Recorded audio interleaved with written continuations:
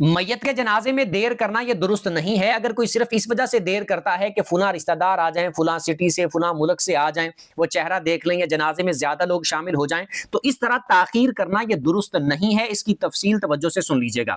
سنن ابی داؤد کے اندر واضح طور پر حدیث موجود ہے. حضرت طلحہ بن برار رضی اللہ تعالی عنہ یہ بیمار تھے.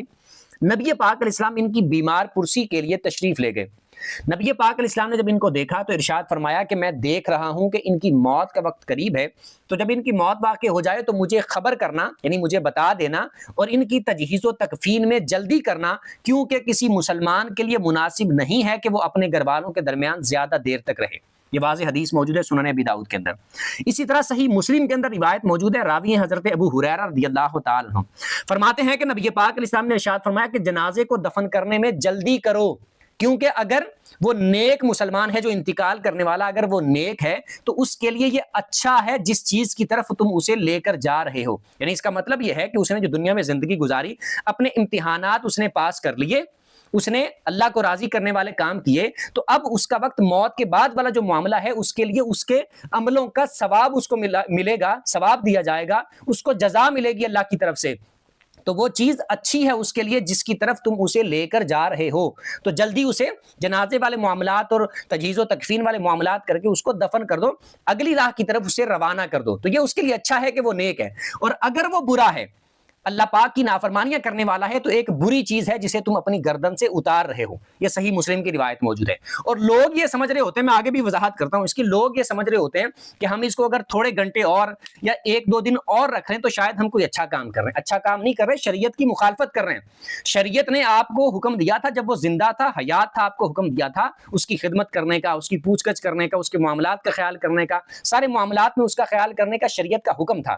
تب آپ پتہ نہیں کہاں تھے، تب آپ باہر ملک گئے ہوتے ہیں کمائی کرنے کے لیے، اور کبھی فون نہیں کیا، پوچھا نہیں، یا پھر کئی دن مہینوں بعد پوچھتے ہیں، کال کرتے ہیں، یا کوئی پتہ نہیں ہے. اور جب انتقال کر جائے تو میرے لیے روک کے رکھنا، میں آ رہا ہوں، میں نے چہرہ دیکھنا ہے، یہ کرنا ہے، میرا انتظار کرنا. تب آپ شریعت کی مخالفت کر رہے ہیں. یعنی جب وہ زندہ تھا تب بھی آپ شریعت کی مخالفت کر رہے ہیں کہ جس طرح اس کی خدمت کرنی چاہیے تھی نہیں کر رہے ہیں. اور جب وہ انتقال کر جائے تو شریعت حکم دے رہی ہے کہ جلدی اس کے تجہیز و تکفین والے معاملات کر کے اس کو اگلے راہ کی طرف، اگلے سفر کی طرف روانہ کر دو.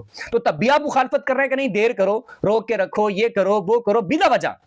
تو یہ شریعت کی مخالفت ہے. آگے فقہا اس کے بارے میں کیا فرماتے ہیں؟ جنازے کے بارے میں فقہا فرماتے ہیں کہ شریعت کو، یعنی اسلام کو، تجہیز و تکفین والے معاملات، نماز جنازہ اور دفن والے معاملات اتنی جلدی اس میں مطلوب ہے کہ شریعت کا یہ حکم ہے کہ اگر جمعہ کی نماز کا وقت ہو، یعنی جمعہ کے دن تجہیز و تکفین والے معاملات مکمل ہوئے، اب کوئی اگر جنازے کو اس وجہ سے روک کر رکھتا ہے کہ جمعہ کی نماز کے بعد، حالانکہ جمعہ کی نماز سے پہلے اس کے معاملات، انتظامات سارے مکمل ہیں، صرف جنازہ پڑھنا ہے، تو اس صورت میں کوئی اگر صرف اس وجہ سے روک کر رکھتا ہے کہ جمعہ کی نماز کے بعد جنازہ کروائیں گے تاکہ زیادہ لوگ جنازے میں شریک ہو جائیں گے، فرمایا کہ یہ منع ہے اور مکروہ ہے. ایسا بھی نہیں کرنا چاہیے کہ صرف اس وجہ سے آپ جنازے کو لیٹ کر رہے ہیں کہ جمعہ کے بعد پڑھائیں گے تو زیادہ لوگ اس میں شریک ہو جائیں گے. یہ بھی شریعت میں مکروہ ہے، مناسب نہیں ہے اس طرح کرنا.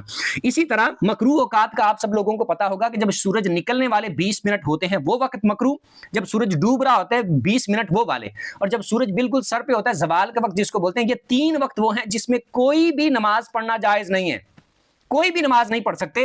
لیکن جنازے کے بارے میں ان مکروہ اوقات میں بھی حکم یہ ہے کہ اگر ان مکروہ اوقات میں صبح 20 منٹ وہ والے سورج نکلنے والے، غروب ہونے والے، اور 40 منٹ وہ دوپہر والے، ان مکروہ وقتوں میں بھی اگر جنازہ لے کر آیا گیا تو اسی وقت جنازہ پڑھ دو. یہ بھی نہ دیکھو، یہ بھی نہ رکو کہ مکروہ وقت ہے تو انتظار کر لو. فرمایا دیر نہ کرو، اسی وقت پڑھ لو. حالانکہ کسی نماز کو اس وقت میں پڑھنے کی اجازت نہیں ہے. تو شریعت کا تو یہ حکم ہے. اب کتنی دیر اس میں کی جا سکتی ہے؟ اتنی دیر کی جا سکتی ہے کہ یہ کنفرم ہو جائے، واقعی یقین ہو جائے کہ یہ بندہ بیچارہ جو ہے یہ کہیں بے ہوش تو نہیں ہوا، واقعی اس کا انتقال ہو گیا ہے. کسی ماہر ڈاکٹر سے چیک اپ کروا لیا جائے، پتہ جب لگ جائے، کنفرم ہو جائے کہ وہ انتقال کر گیا ہے، یہ وقت اس کی معافی ہے، بالکل اس میں جتنی دیر لگتی ہے لگے.